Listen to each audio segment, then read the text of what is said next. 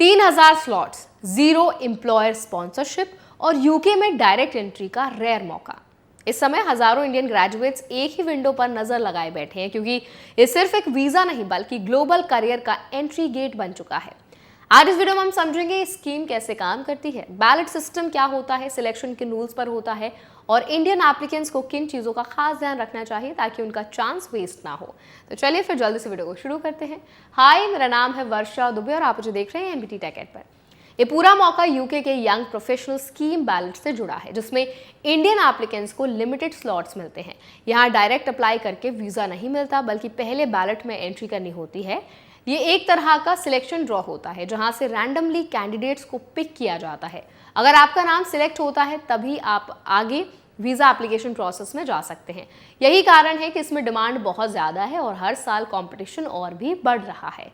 इस स्कीम की सबसे बड़ी खासियत ये है कि इसे एम्प्लॉय स्पॉन्सरशिप की इसमें कोई भी ज़रूरत नहीं होती, यानी आपको पहले से जॉब ऑफर लेने की कोई भी कंपल्शन ऐसा नहीं होता आपके पास। इंडियन ग्रेजुएट्स के लिए एक बहुत बड़ा एडवांटेज है, क्योंकि यहाँ आप पहले यूके जाकर अपॉर्चुनिटीज़ एक्सप्लोर कर सकते हैं और फिर अपने करियर को आगे बिल्ड कर सकते हैं।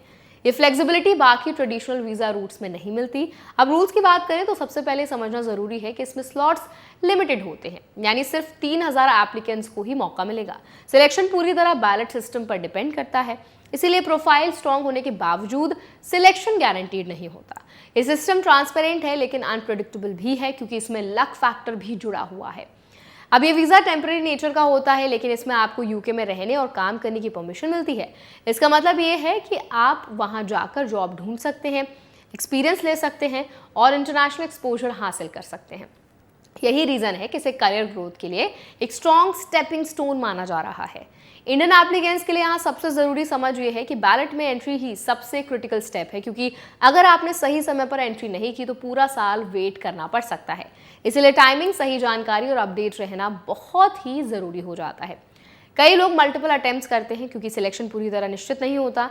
लीगल पर्सपेक्टिव से देखें तो ये पूरी प्रोसेस रूल बेस्ड है और इसमें कोई सब्जेक्टिव रिजेक्शन नहीं होता। अगर आपका सिलेक्शन नहीं होता तो इसका मतलब ये नहीं है कि आपका प्रोफाइल वीक था, बल्कि सिंपली आप बैलेट में पिक नहीं हुए। यही रीज़न है कि इसमें रिजेक्शन का ट्रेडिशनल कॉन्सेप्ट अप्लाई नहीं होता। आप प्रैक्टिकल लेवल पर समझें तो इंडियन ग्रेजुएट्स को इस अपॉर्चुनिटी को क्लियर प्लानिंग के साथ देखना चाहिए। ये सीधे परमानेंट सेटलमेंट का रास्ता नहीं है, बल्कि एक एंट्री पॉइंट है जहां से आप आगे अपने ऑप्शंस एक्सप्लोर कर सकते हैं। इसीलिए बिना प्लानिंग के अप्लाई करना सही अप्रोच नहीं होगी। इसके साथ ही वीज़ा मिलने के बाद कंप्लायंस भी उतना ही इंपॉर्टेंट है। आपको यूके के रूल्स फॉलो करने होंगे, अलाउड ड्यूरेशन के अंदर रहना होगा और लीगल वर्क कंडीशंस मेंटेन करनी होगी, क्योंकि फ्यूचर इमिग्रेशन एप्लीकेशंस में आपकी पास्ट हिस्ट्री बहुत मैटर करती है। ओवरऑल स्कीम उन इंडियंस के लिए है एक स्ट्रॉन्ग मौका है, उन जो बिना स्पॉन्सरशिप यूके जाना चाहते हैं और ग्लोबल एक्सपोजर लेना चाहते हैं। लेकिन इसमें सक्सेस सिर्फ अप्लाई करने से नहीं, बल्कि अंडरस्टैंडिंग, सही टाइमिंग और रियलिस्टिक एक्सपेक्टेशन से आती है। अगर आप इस अपॉर्चुनिटी को सही तरीके से यूज़ करते हैं तो ये लिमिटेड 3000 स्लॉट्स ही आपके करियर के लिए एक बड़ा टर्निंग पॉइंट बन सकते हैं। तो अब इस पूरी वीडियो पर आप क्या टेक रखते हैं, आपका क्या फीडबैक है, कमेंट्स में ज़रूर ड्रॉप करें। ऐसे और अपडेट्स के लिए, वीडियोस के लिए, इन्फॉर्मेशन के लिए हमारा चैनल एमबीटी टेक एड को भी ज़रूर सब्सक्राइब करें।